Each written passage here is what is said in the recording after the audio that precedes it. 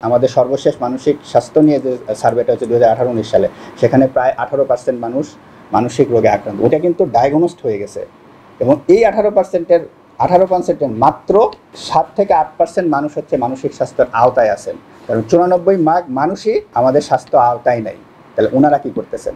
এই জন্য আমরা যদি টেলিমেডিসিন অথবা রেফারেল সিস্টেমটা চালু করতে পারি, প্রপার যদি রেফারেল হয়, তাহলে আমাদের স্বাস্থ্যসেবা আরও আগায় যাবে, মানসিক সেবা আরও আগায় যাবে। আমাদের বাংলাদেশের পার্সপেক্টিভে আমাদের এই বিপর্যয় অথবা দুর্যোগ পরবর্তী অবস্থা অথবা দুর্যোগ ব্যাধি অথবা ওইটা সিচুয়েশনটাকে আমরা হ্যান্ডেল করার জন্য অথবা ওইটাকে আমরা মোকাবেলা করার জন্য কী ধরনের প্রস্তুতি আমাদের থাকা দরকার।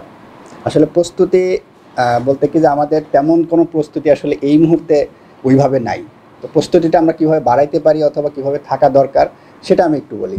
যেমন আমাদের ডিজি হেলথ, মানে আমাদের স্বাস্থ্য মন্ত্রণালয়ের আন্ডারে যেটা আমাদের মেইন যে স্বাস্থ্য বিষয়গুলো দেখেন, তো তাদের আন্ডারেই যদি বলা যায় যে mental health psychological support cell, এটাকে আমরা আরও কার্যকর করতে পারি। তার আন্ডারে যে হেলথ ইয়েগুলো আছে, মানে স্বাস্থ্য সেবা কেন্দ্রগুলো আছে, যে যেমন টারশিয়ারি লেভেল থেকে শুরু করে একেবারে উপজেলা পর্যন্ত প্রত্যেকটা জায়গায় যদি আমরা তাদের স্টাফ আছে, যারা যারা হেলথ কেয়ার প্রোভাইডার আছে, ডাক্তার আছে, নার্স আছে, তাদেরকে প্রত্যেককে যদি আমরা আলাদা আলাদা ভাবে ট্রেনিং দেওয়া অথবা তাদেরকে এই দুর্যোগ মোকাবেলায় যদি তাদেরকে প্রস্তুত রাখতে পারি, তাহলে আমরা দুর্যোগগুলোকে আরও সুন্দর করে মেনটেন করি।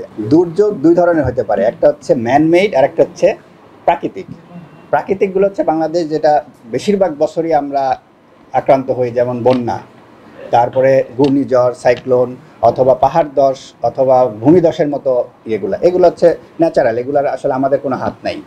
কিন্তু কিছু আছে যেগুলা ম্যানমেড, যেমন যুদ্ধ বিধ্বস্ত, প্লাস হচ্ছে এখন রোহিঙ্গা সংকট একটা চলতেছে, তারপর হচ্ছে রিসেন্টলি প্রতি বছরই দেখা যাচ্ছে অগ্নিকাণ্ড এখন দুইভাবে বলা যায়, যে প্রাকৃতিক হইতে পারে আবার আপনার ম্যানমেডও হইতে পারে, কারণ আমাদের ব্যবস্থাপনাটা ঠিক নাই। একটা বিল্ডিংয়ের সাথে আরেকটা বিল্ডিং একসাথে যুক্ত হয়ে থাকতেছে, আমাদের ইলেকট্রিক সার্কিটগুলো ঠিক নাই, নিম্নমানের ইয়ে হচ্ছে, তারপর বিল্ডিং ধস হচ্ছে, যেগুলো আমাদের নির্মাণ যাদেরকে তদারকি করার কথা ছিল তারা ঠিকমতো তদারকি করেন নাই, যেটা নিম্নমানের ম্যাটেরিয়ালস দিয়ে বানানো। তাহলে এইগুলো হচ্ছে যে দুর্যোগ।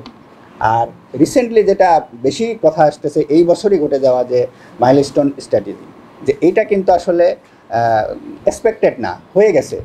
আবার এটা যে আপনি ম্যানমেড বলবেন এটাও না, এটা মানে ওই রকম হচ্ছে, মানে প্রতিদিনই ওখান থেকে বিমান উঠতেছে, প্রতিদিনই ওখান থেকে বিমান নামতেছে, কিন্তু কোনো দিনই কিন্তু ঘটে নাই, কিন্তু এবার ঘটে গেছে। তো এই ব্যাপারে আমাদের প্রস্তুত থাকতে হবে যে এরকম ঘটনা ঘটতেই পারে। এগুলোই আসলে দুর্যোগ অথবা আমরা বিপর্যয় যেটাই বলি। আচ্ছা, প্রস্তুতির ব্যাপারে যে বললাম যে ট্রেনিং দেওয়া, প্রত্যেকটি উপজেলা জেলা লেভেলে যদি আমাদের স্বাস্থ্যকর্মীরা প্রস্তুত থাকে এইটার জন্য, সাথে আমাদের কিছু এসেনশিয়াল ড্রাগ যদি আমরা রাখতে পারি।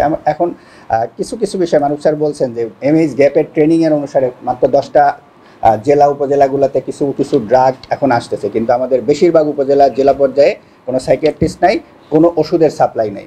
এইটা যদি আমরা সাপ্লাই রাখতে পারি তাহলে কিন্তু আমাদের ইয়ে হয়। আরেকটা হচ্ছে যে রেফারেল এবং টেলিমেডিসিন, যেহেতু আমাদের সাইকিয়াট্রিস্ট সংখ্যা কম, সারা বাংলাদেশে 20 কোটি মানুষের জন্য মাত্র 270 থেকে 300 জন, হয়তো একটু এদিক ওদিক হবে, তাহলে পার হেড সাইকিয়াট্রিস্টের জন্য কতজন মানুষকে হ্যান্ডেল করতে হচ্ছে অথবা দেখতে হচ্ছে। হ্যাঁ, সবাই তো আর মানসিক স্বাস্থ্যতে আক্রান্ত না, কিন্তু ওভারঅল যদি হিসাব করি আসলে মানসিক সমস্যা, চাপ, তারপরে হচ্ছে যে এনজাইটি, ডিপ্রেশন নাই এমন কোনো মানুষ খুঁজে পাওয়া যাবে না। তাহলে সংখ্যাটা যদি আমাদের সার্ভেতে, আমাদের সর্বশেষ মানসিক স্বাস্থ্য নিয়ে যে সার্ভেটা হচ্ছে 2018-19 সালে, সেখানে প্রায় 18% মানুষ মানসিক রোগে আক্রান্ত। ওটা কিন্তু ডায়াগনোসড হয়ে গেছে এবং এই 18%-এর মাত্র 7 থেকে 8% মানুষ হচ্ছে মানসিক স্বাস্থ্যের আওতায় আছেন, কারণ 94% মানুষই আমাদের স্বাস্থ্য আওতায় নাই। তাহলে ওনারা কী করতেছেন? এই জন্য আমরা যদি টেলিমেডিসিন অথবা রেফারেল সিস্টেমটা চালু করতে পারি, প্রপার যদি রেফারেল হয়, তাহলে আমাদের স্বাস্থ্যসেবা আরও আগায় যাবে, মানসিক সেবা আরও আগায় যাবে।